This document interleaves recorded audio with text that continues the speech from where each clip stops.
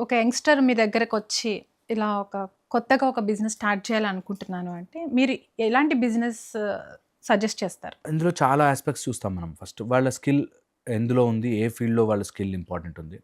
2 వాళ్ళకసలు ఆ time period కలిసొస్తుందా లేదా? మేము చాలా కామన్‌గా చూస్తామండి. ఎక్కడెక్కడ బ్యాడ్ టైమ్ పీరియడ్‌లో ఉంటారో అక్కడొచ్చి బిజినెస్ పెడతారు. హ్మ్. అండ్ మంచి టైం ఉంది. ఈ టైంలో పెట్టండి అంటే ఫర్ సమ్ రీజన్ వదిలిపెట్టి అంటే మా తాతకి బాలే లేకపోతే అదేదో జరిగిందని చెప్పి ఆ టైమ్ పీరియడ్ దాటేసాక బిజినెస్‌లో దిగుతారు, నష్టపోతారు. హ్మ్. దాంతో పాటు నిజంగా అదసలు మార్కెట్‌లో సస్టైన్ అవుతుందా లేదా అన్నది మేము ఎవాల్యుయేట్ చేస్తాం. తెలిసిపోతుంది అసలు ఇది నిజంగా గాల్లో కడుతున్నారా మేడలు? నిజంగా అవుతుందా? అనేది ఎవాల్యుయేట్ చేస్తాం. ఓకే. అండ్ ఫోర్త్ ఈజ్ వాళ్ళ బ్యాకప్. ఒకవేళ ఇది ఫెయిల్ అయితే ఏంటి నీ పరిస్థితి? హ్మ్. ఇంట్లో భార్య పిల్లల్ని ఎలా చూసుకుంటావు? నీ ఎమోషనల్ స్టేటస్ ఏంటి? ఇది చాలా ఇంపార్టెంట్. అండ్ మేము మేజర్‌గా ఇవి చూస్తున్న పార్ట్నర్‌షిప్స్‌లోనే. జనరల్‌గా ఫెయిల్ అయ్యే పార్ట్నర్‌షిప్. బాబు నువ్వు ఒక్కడివి పెడతావా? పార్ట్నర్‌షిప్‌లో పెడతావా? చెక్ చేయించుకోవాలి. కంపల్సరీ. అండ్ కొన్ని బిజినెస్‌లు ఏరియాలో పెడతారు. అలాంటి షాపుల్లో వాటిలో పెడితే ఖచ్చితంగా మేము వాస్తు చెక్ చేయిస్తాం. ఎందుకంటే ఒక్క చోట రాంగ్ ప్లేస్‌లో రాంగ్ డోర్‌లు పడ్డాయి. లేకపోతే బరువు పడింది. తెలియకుండానే ఆ షాపులోకి దొంగలు పడతారు. వాళ్ళు తీసుకెళ్ళిపోతారు. బిజినెస్‌లో నష్టమైపోతుంది. లేనిపోని కోర్ట్ కేసులవుతాయి. ఇలా చూస్తాం. హ్మ్. ఔట్ ఆఫ్ ఆల్ ప్రాబబిలిటీ మూఢంగా నమ్మమని కూడా కాదు. ట్రై చేసుకోవాలి. చెక్ చేసుకోవాలి. ఇవన్నీ చెక్ చేస్తాం క్రాస్ చెక్.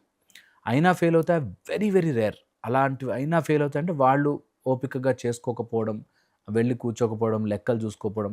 ఈ మధ్య ఒకతను మా దగ్గరకొచ్చాడు. 3 ఇయర్స్ యూఎస్‌లో ఉండే సంపాదించుకున్నాడు. ఇక్కడ బిజినెస్‌లో ఇన్వెస్ట్ చేశాడు. బ్రదర్ ఇన్ లా బిజినెస్ చేస్తాడు. హ్మ్. ఫస్ట్ 2, 3 ఇయర్స్ ఇన్వెస్ట్ చేయాలి గదా! బిజినెస్ డెవలప్ అవుతుంది గదా! అని. అసలు ఇక్కడికొచ్చి అసలు బిజినెస్ పెట్టాడో లేదో కూడా చూడలేదు వాళ్ళు. So, okay. 3 ఇయర్స్ తర్వాత బ్రదర్ ఇన్ లా నా దగ్గర ఏం డబ్బులు లేవని వాడు మంచిగా తాగి ఇంట్లో క్రికెట్ చూస్తూ కూర్చుంటాడు. ఒక వ్యక్తిని అంత గుడ్డిగా ఎలా నమ్ముతారు? నమ్ముతారు. నిజంగా చెప్తున్నా కదా! ఆ టైం అట్లా నడుస్తది వాళ్ళకి బ్రెయిన్‌లో. Okay. They will just blindly go. ఎందుకు నమ్మరండి? ఖచ్చితంగా నమ్ముతారట్లా. హ్మ్. ఖచ్చితంగా. ఇప్పుడు మీరు చూడండి పొలిటికల్‌గా గూడా చాలామంది అసలు ఇట్లాంటోడు ఇట్లాంటి తప్పెలా చేశాడురా అనిపిస్తుంది. నిజంగా గూడా. మనకి పెద్ద పెద్ద యోధులు, దురంధరులు అసలు పాలిటిక్స్ అంటే ఈయన తర్వాత ఎవరైనా అన్నవాళ్ళు కూడా ఇంట్లో కూర్చుంటారు. యెస్. అరే! ఈయనెలా చేసాడు అలా మిస్టేక్? జరుగుతాయి. దట్స్ కాల్డ్ బ్యాడ్ టైమ్ అంటారు. ఆ టైంలో అలా జరుగుతుంది. అందుకని బిజినెస్ చేసేటప్పుడు, డబ్బులంతా పెట్టేటప్పుడు హ్మ్. ఒకటికి 2 సార్లు చెక్ చేయించుకోవడంలో తప్పు లేదు. హ్మ్. అండ్ వీటికి సో మెనీ మెథడ్స్ ఉన్నాయి టు కౌంటర్. లేదండి బిజినెస్సే చేయాలి. ఏ ఫీల్డ్ బావుంటుంది? ఎలాంటి లైన్ బావుంటుంది?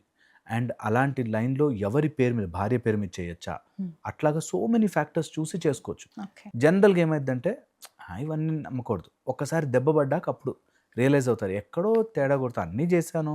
నా పక్క షాపోడు బాగా సంపాదిస్తున్నాడు నేను సంపాదించట్లేదు అని అప్పుడు గుర్తుకొస్తుంది.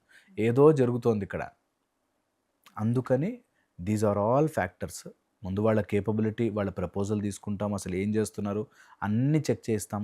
మా టీమ్ కూర్చొని మేము మొత్తం చెక్ చేస్తాం. అసలు వాట్ బిజినెస్‌గా గానీ, లేకపోతే వీళ్ళు ఏదైనా ఫార్మ్ పెడుతున్నారా? లేకపోతే ఎలాంటి ఫీల్డ్ కలిసొస్తుంది? కొంతమందికి శుక్రుడు చాలా బావుంటాడు. వాళ్ళ కంఫర్టింగ్ ఫీల్డ్ బావుంటుంది. కొంతమందికి కుజుడు బావుంటాడు. వాడికి ల్యాండ్, బిజినెస్ కలిసి అట్లాగా కొన్ని అనాలిసిస్ ప్రకారం మనం ఒక విజన్ ఇస్తాం. దానిలో వాళ్ళకి ఇంట్రెస్ట్ ఉండాలి. సెకండ్. థర్డ్ స్కిల్ ఉండాలి. అది చేయగలగాలి.